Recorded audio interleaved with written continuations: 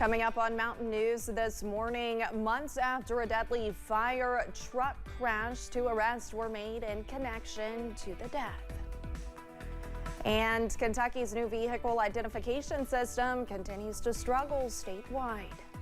Dedicated to Eastern and Southern Kentucky, this is WYMT Mountain News This Morning. Good morning, I'm Olivia Calfee. Tristan Combs and Emily Collins were arraigned back-to-back in Perry County District Court yesterday. Combs is charged in the murder of 18-year-old Anthony Stidham and 20-year-old Braxton Marlowe, and he critically injured another person. His girlfriend, Emily Collins, is charged with conspiracy. A friend of victim, Anthony Stidham, also known as Crow, says it's a situation that has been tough on everyone. All of our little ones that's hurting really bad over Crow and Braxton, hope they really heal and it don't bother them and as bad as it's going to us older ones, because we really understand the most, you know what I'm saying? And these babies out here, they really don't understand, so. A not guilty plea was entered for both Combs and Collins. Both are being held without bond, and officials say they do not anticipate any bond changes. Earlier this week, 2 people were arrested in connection to a fire truck crash in Leslie County that left a firefighter dead in October. Austin Turner was the assistant fire chief for the Coon Creek Fire Department and was driving the truck that crashed on the way to a call. He is now charged with murder and wanton endangerment. Regina Huffman was trapped in the truck when first responders arrived.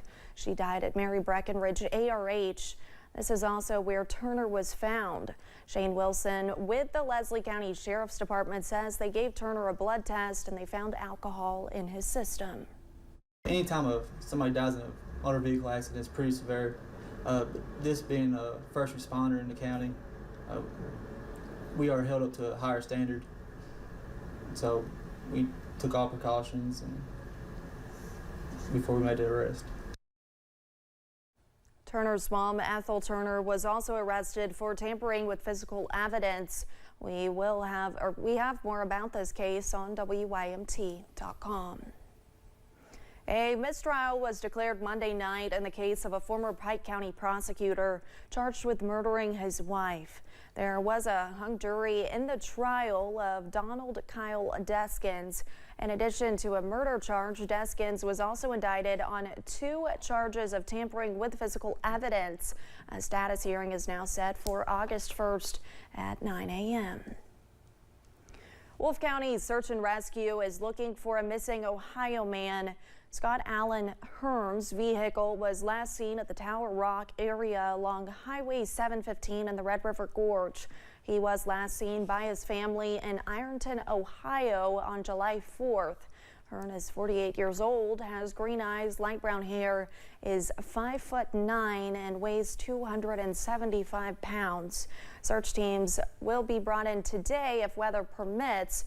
If you see him, contact dispatch at 606-668-6757. Certain Kia and Hyundai owners are seeing higher insurance rates. This trend follows a TikTok challenge highlighting these vehicles' susceptibility to theft. Despite frustrations for consumers, insurance agents emphasize that companies are protecting themselves from the increased risk. Kelsey Soto reports.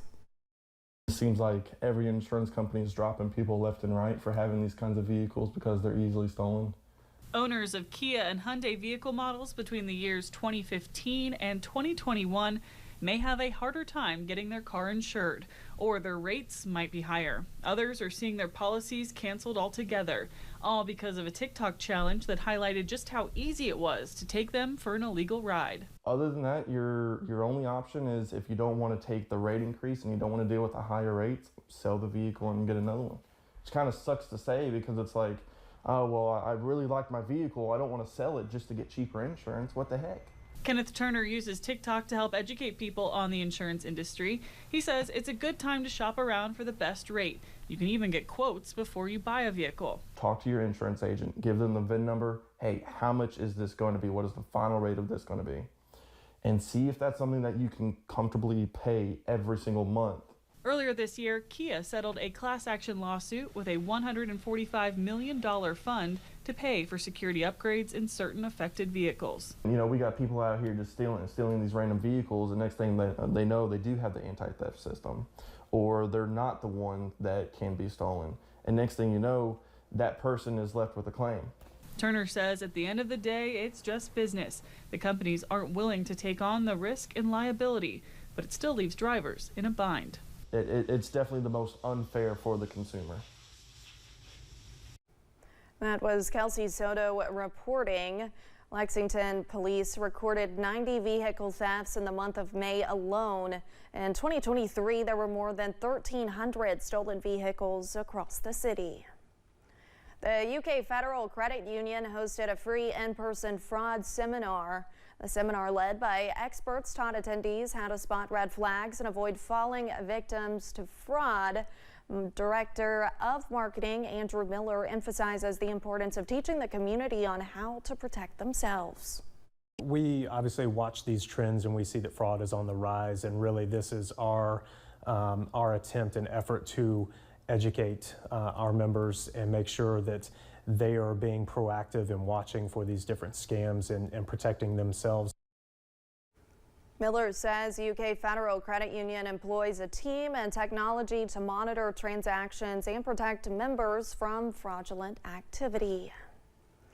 In Pulaski County, the Sheriff's Office is warning people about a phone scam. The scammer pretends to be from the Sheriff's Office and tells you that you missed jury duty. The call appears like it's coming from the Sheriff's Office, and sometimes they use actual deputies' names. The Pulaski County Sheriff's Office will not contact you by telephone about jury duty. If you think you did miss jury duty, call the Pulaski County Circuit Clerk's Office.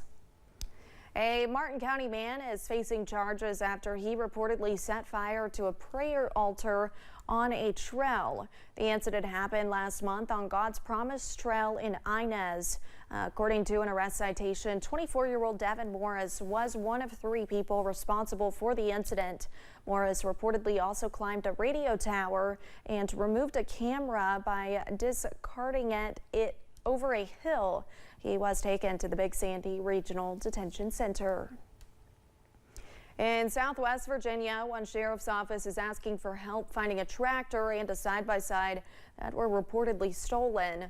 Officials with the Wise County Sheriff's Office say a Mahindra tractor and a Tracker 800 side-by-side ATV were taken from the Tacoma area. If you have any information about where these items may be, you are asked to contact the Sheriff's Office at 276-328-3566. A new program to register vehicle titles is making progress, but county clerks to car dealers are still having major issues. Kentucky lawmakers were briefed on the CAVA system yesterday. The program was put into place in January and was designed to simplify the car title and registration system. WYMT's Phil Pendleton tells us what lawmakers were told in a special interim committee meeting about the challenges in the system. And I'm Susan Lamb. The Fayette County Clerk was joined by others Tuesday in telling lawmakers that the CAVAS program is seeing improvements in registering car and truck titles. Renewals are running smoother, and we aren't experiencing the long lines like we did the first several months. Transfers are still running slower because of the additional steps required. But the Jefferson County Clerk says that her situation is a little bit different from some of these other county clerks. She says they're still having a lot of problems solely based on the number of car dealerships in Jefferson County. She says they have 300, and she says often the situation has become so heated that deputies have had to be called in. Bobby Holzclaw says the backlog of work forced 2 offices to be closed. She said dealers tell her that it's killing their business. Who was saying that they were going to have to move from Kentucky over to Indiana because they can't afford it. Car dealership problems aren't just in Louisville.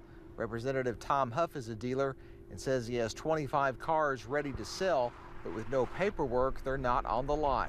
Well, I've got inventory that I've invested money in that's currently unsellable, you know, and the inventory on my lot is very low. He says he's losing sales because he has what customers want, but he can't sell until the paperwork is done. It's really stalled us. Like I say, we're probably losing sales. Transportation officials say they hope by next month rebuilt titles can be processed within a week.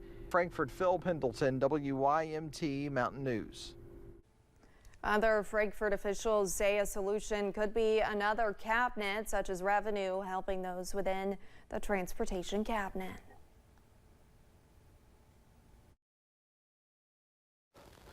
And a quick weather update before we head into the break. Temperature-wise, we're sitting between 68 and 74 still on this Wednesday morning. 68 at Manchester, 74 now at Jackson, 63 Clintwood, and good morning to you over in Irvine. You are at 72. All right, here is the pinpoint Doppler radar, already active on this Wednesday morning, and this all sticks out like a sore thumb as we do have some bursts of rain making their way across portions of Laurel County on into Barberville, and then everything sticks out here out to the west, Danville, Liberty to Columbia, and all this action slowly is tracking into eastern and southern Kentucky, but the trends have been to slowly weaken as well. Showers, scattered thunderstorms this morning, then breaks of sunshine, a muggy feel to the air all day long as we renew the shower and thunder shower pattern this afternoon, a high of 85. Your WYMT Mountain Morning News continues right after this.